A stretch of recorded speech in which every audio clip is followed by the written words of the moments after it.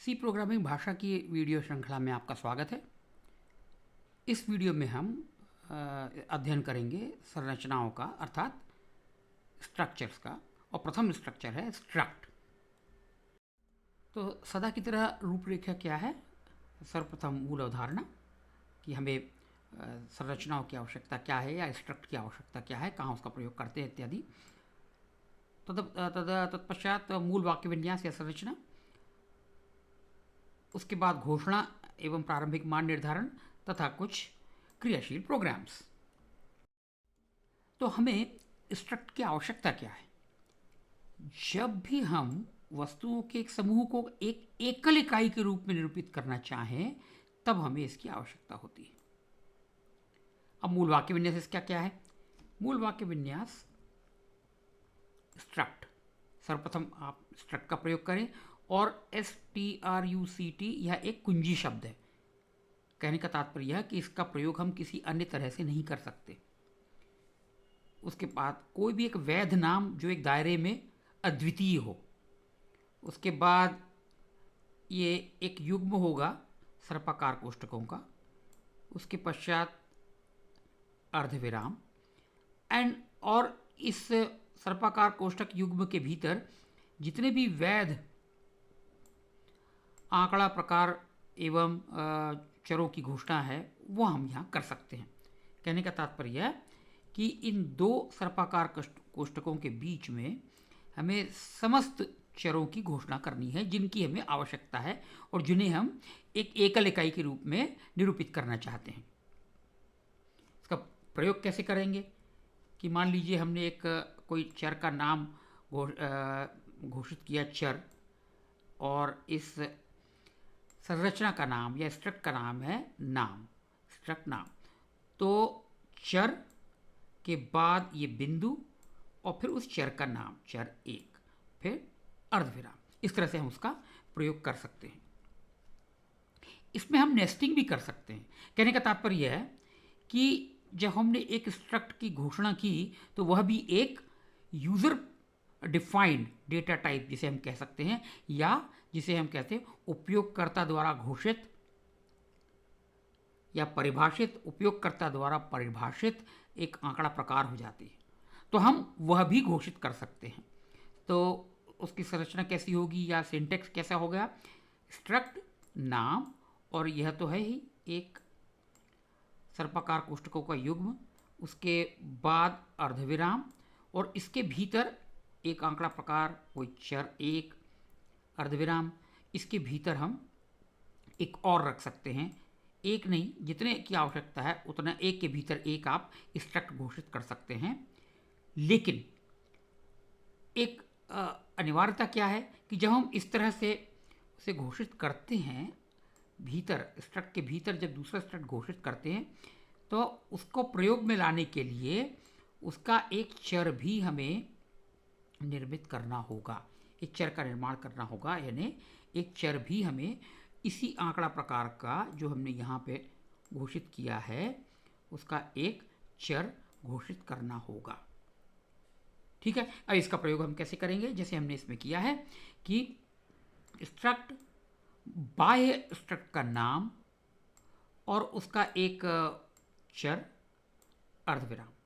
अब इसके भीतर जो है एक भी किसी भी चर का नाम प्रयोग में ला सकते हैं हम, जैसे चर बिंदु, चर एक, अर्धविराम। तो ऐसा लिखने से हम किसका प्रयोग कर रहे हैं? इसका। अब यदि हम इसके आंतरिक स्ट्रक्ट के भीतर उपलब्ध चर का प्रयोग करना चाहते हैं, जैसे यहाँ चर 2 है, तो हम ऐसे नहीं कर पाएंगे। पहले हमें उस चर का नाम प्रयोग में लाना होगा जिसके भीतर यह घोषित किया गया है। चर बिंदु, चर 3, ऐसा करने से हम यहाँ आ गए, और बिंदु चर 2, तो इसके भीतर जो चर 2 है वहाँ तक हम पहुँच गए। इस तरह से हम कितने भी स्ट्रक्ट एक के भीतर एक घोषित कर सकते हैं, जितनी की हमें आवश्यकता है। इस पर ऐसा कोई बंधन नहीं है। बस इसी बात का ध्यान रखना है कि यदि हम स्ट्रक्ट के भीतर कोई स्ट्रक्ट की घोषणा करते हैं तो उसका हमें अनिवार्य रूप से एक चर घोषित करना होगा यदि हमें उसका प्रयोग करना है तो। अब हम कुछ क्रियाशील प्रोग्राम्स का अवलोकन करते हैं। इस प्रोग्राम में हमने क्या किया है कि स्टूडेंट नाम का एक स्ट्रक्ट घोषित किया है जिसमें 3 सदस्य हैं। पहला है नेम नाम का एक चर जो कि एक अक्षर प्रकार का 20 माप का व्यू है। दूसरा है पूर्ण संख्या प्रकार का एक चर है जिसका नाम है हाइट और इंट इसका प्रकार है। तीसरे का फ्लोट है और अर्थात चर बिंदु प्रकार का वो आंकड़ा है और उसका नाम CGPA है। और यहाँ पर हमने अर्धविराम से इसकी परिभाषा समाप्त कर दी है। अब हम इसको कैसे प्रयोग करेंगे? स्ट्रक्ट स्टूडेंट नाम दे दिया। स्ट्रक्ट स्टूडेंट क्यों? क्योंकि यहाँ पर इसका नाम स्ट्रक्ट स्टूडेंट है और S1 और अर्धविराम। अब यहाँ पर हमें इसकी आवश्यकता होगी क्योंकि हम C या C++ किसी भी भाषा में, प्रायः C और C++ में हम कोई भी अक्षर श्रृंखला ऐसे हम निर्धारित नहीं कर सकते। उसे हमें इसका प्रयोग करना होगा और इसके बारे में कभी और अन्य वीडियो में चर्चा करेंगे। इसलिए हमें इसको हैश इंक्लूड करना होगा। तो नाम जो नेम है, नेम चर जिसका माप 20 है उसमें ABCD चला जाएगा। इसी तरह से S1 बिंदु हाइट बराबर 170, तो यहाँ पर इसका मान 170 हो जाएगा और इसका मान 7.4। यहाँ पर क्या होगा कि जैसे हमने देखा है कि इन चरों को प्राप्त करने के लिए, इनका प्रयोग करने के लिए हमें बिंदु का प्रयोग करना होगा और इस चर का नाम, तो ये इस चर का नाम यहाँ आ गया और बिंदु नेम S1 बिंदु हाइट S1 बिंदु CGPA, तो ये सभी इन तीनों का मान प्रिंट कर देगा। फिर हमने क्या किया कि एक और चर की घोषणा की है, उसका प्रकार भी यही है स्ट्रक्ट स्टूडेंट। लेकिन आपने व्यू के वीडियो में देखा होगा कि हम इन मानों का निर्धारण, इन चरों के मानों का निर्धारण हम उनकी घोषणा के समय ही कर सकते हैं। और चूंकि ये 3 हैं इसलिए इस सर्पाकार कोष्ठक युग्म के भीतर हमें 3 मान देना होगा। लेकिन आवश्यकता इस बात की है कि तीनों का क्रम आंकड़ा प्रकार के अनुसार ही होगा और उसी क्रम में हम इन्हें निर्धारित कर सकते हैं। तो यहाँ पर EFGH हो जाएगा नाम का मान, नेम का मान, 175 हो जाएगा हाइट का मान और 6.9 हो जाएगा CGPA का मान। तो यह भी एक तरीका है जिससे हम विभिन्न चरों के मान का निर्धारण कर सकते हैं और उसी तरह से ये पुनः इन तीनों का मान प्रिंट कर देगा। और स्वमेव व्यवस्था में हम एक स्ट्रक्चर को दूसरे स्ट्रक्चर से निरूपित कर सकते हैं, निर्धारित कर सकते हैं उसका मान, जिसे हम असाइनमेंट कहते हैं। लेकिन यहाँ पर आपको सावधान होना होगा क्योंकि कभी कभी क्या होता है, हम भविष्य में किसी वीडियो में इसकी चर्चा विस्तृत रूप से करेंगे। होता क्या है कि यदि कोई चर एक सूचक है यानी पॉइंटर है, उस समय हम हो सकता है कि हम कुछ आंकड़ा या कुछ डेटा हम खो दें यदि हम सावधान नहीं होते हैं। तो बस यह एक चेतावनी है कि हमें यहाँ पर सावधान होना होगा क्योंकि यह जो निर्धारण का चिन्ह है या परिचालक है, यह बाइट के अनुसार एक एक बाइट को दूसरे बाइट पे की उसकी प्रतिलिपि बना देता है। बस यही इसका काम है। तो यहाँ पर वही हो जाएगा और फिर ये S2 के तीनों अवयवों का या चरों का मान प्रिंट कर देगा। हम चरों का एक व्यू भी घोषित कर सकते हैं। उदाहरण के लिए मैंने एक क्लास लिया, यहाँ पे एक नाम ले लिया जो कि व्यू का नाम है और उसका माप कितना 2। इसका अर्थ यह है कि यह क्लास 2 अवयवों का व्यू है जिसका प्रत्येक सदस्य, प्रत्येक अवयव स्ट्रक्ट स्टूडेंट प्रकार का है। तो यदि याद होगा आपको, यदि आपने व्यू वाला वीडियो देखा होगा तो उसके भीतर हमें दो पंक्तियों का मान निर्धारित करना है और प्रत्येक पंक्ति में या रो में कितने होंगे अवयव, कितने हैं 3, और उनका क्रमांक हमें मालूम है कि प्रथम चर अक्षर श्रृंखला प्रकार का है, द्वितीय पूर्ण संख्या है, तृतीय चर बिंदु प्रकार का वो संख्या है, अर्थात पूर्णांक नहीं है, चर बिंदु है, फ्लोटिंग पॉइंट जिसे हम कहते हैं। तो ये 3 मान हमने प्रथम अवयव के लिए उपलब्ध करा दिए। फिर बंद करने वाला सर्पाकार कोष्ठक, फिर अल्प विराम, फिर दूसरी पंक्ति के 3 अवयव। इस तरह से हम दोनों अवयवों का मान निर्धारण कर सकते हैं। लेकिन अब उनको प्राप्त करने के लिए प्रथम अवयव का अनुक्रमण क्रमांक क्या है? 0। तो क्लास 0 बिंदु और उसका प्रथम चर का नाम, इसी तरह से द्वितीय चर का नाम, तृतीय चर का नाम। इसी तरह से हम दूसरा अवयव भी प्राप्त कर सकते हैं, उसके प्रत्येक चर का मान हम प्रिंट कर सकते हैं। तो चलिए अब हम इसको चला के देखते हैं प्रोग्राम को। ये देखिए आप, यहाँ पे उसने ये किया। अब ये यहाँ से इस 3 मानों को प्रिंट कर देगा। तो उसने यहाँ पे ये 3 मान प्रिंट कर दिए, 1, 2 और 3। अब यहाँ आश्चर्य नहीं होना चाहिए, क्योंकि मैंने पहले भी अपने वीडियो में कहा है कि स्वयमेव व्यवस्था में, अर्थात डिफ़ॉल्ट सेटअप में, सी प्रोग्रामिंग भाषा में कोई भी चर बिंदु संख्या होती है, उसका मान दशमलव के पश्चात 6 अंकों तक प्रिंट होता है। तो इसने 7.4 के स्थान पर 7.4000000 आप देख लीजिएगा 6 अंक है, प्रिंट किया उसने।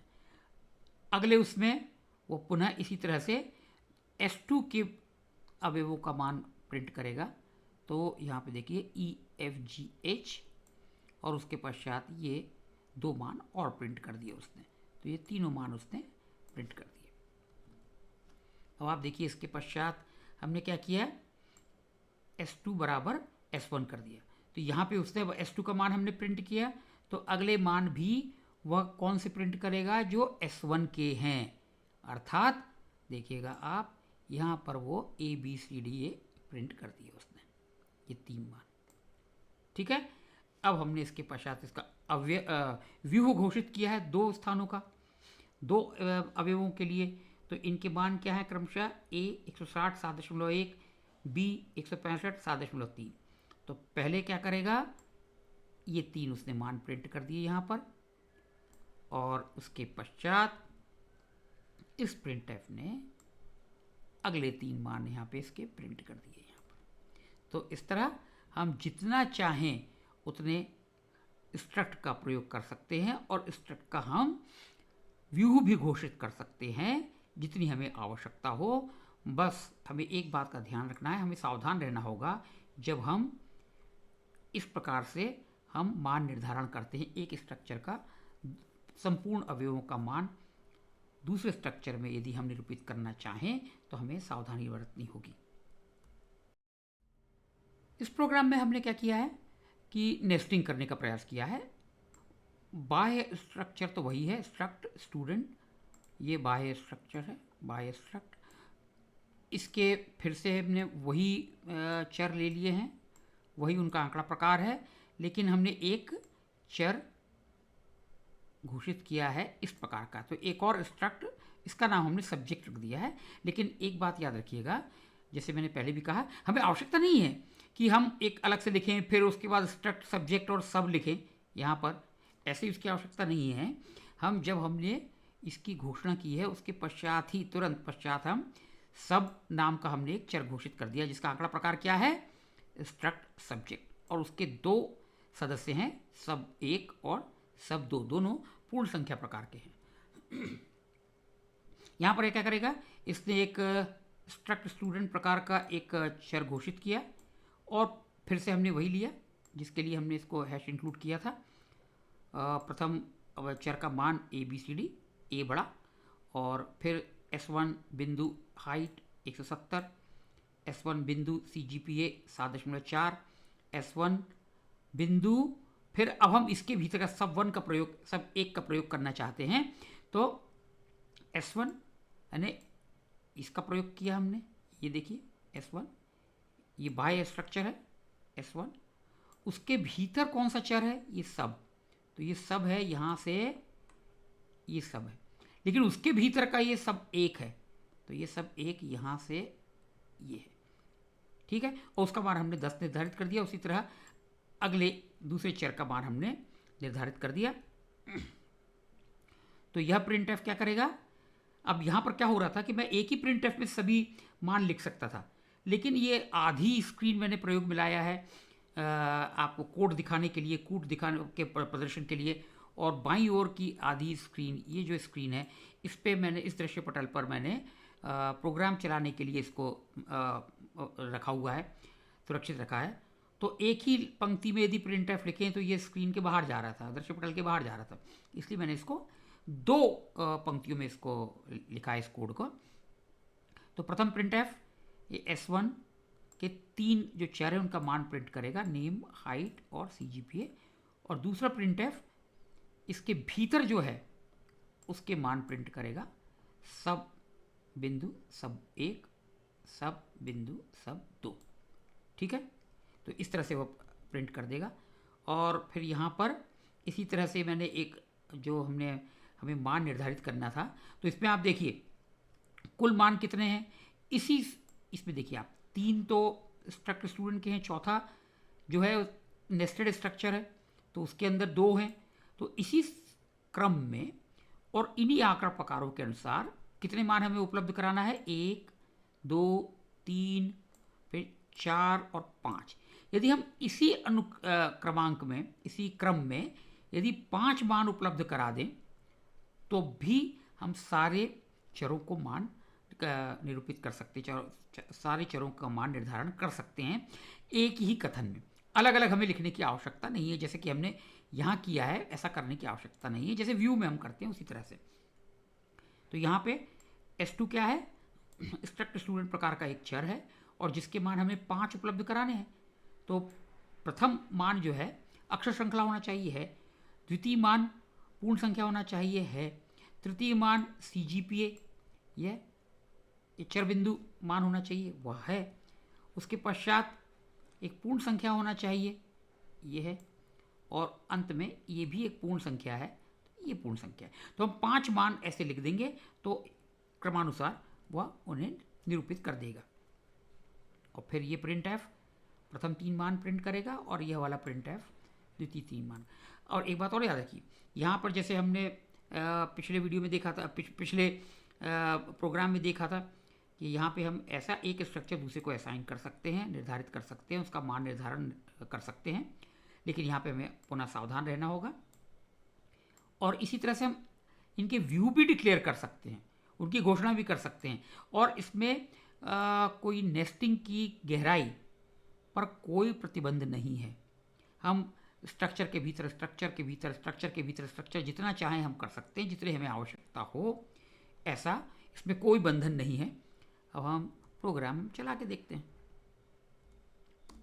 ये देखिए, इसने यहाँ पर हमने क्या किया था, यहाँ 4 मान निर्धारित किए थे, 5 मान।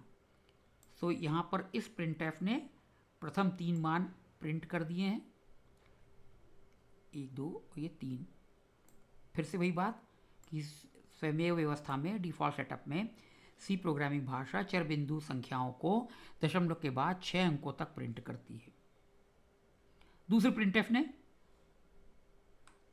स्ट्रक्चर के भीतर वाले स्ट्रक्चर के दोनों मान प्रिंट कर दिए हैं, 10 और 20। अब इसी तरह से आप देखिए दूसरा स्टूडेंट जो था S2, उसके हमने मान इसी तरह से किए थे। अब देखिए प्रथम प्रिंटफ ने क्या किया, ये 3 मान प्रिंट कर दिए, ठीक है। और द्वितीय प्रिंटफ ने क्या किया कि बाकी बचे हुए स्ट्रक्चर के भीतर जो स्ट्रक्चर है उसके 2 मान प्रिंट कर दिए, ठीक है। और ये स्ट्रक्चर असाइनमेंट जिसे हम कहते हैं उसका मैंने कोड नहीं बताया, वो आप स्वयं लिख सकते हैं। और जैसे मैंने पहले भी कहा कि नेस्टिंग की गहराई कितनी होगी, इस पर व्यावहारिक रूप से ऐसा कोई प्रतिबंध नहीं है। अगले वीडियो में हम अध्ययन करेंगे दूसरी संरचना का, जिसका नाम है यूनियन या संघ। इस वीडियो में बस इतना ही। धन्यवाद।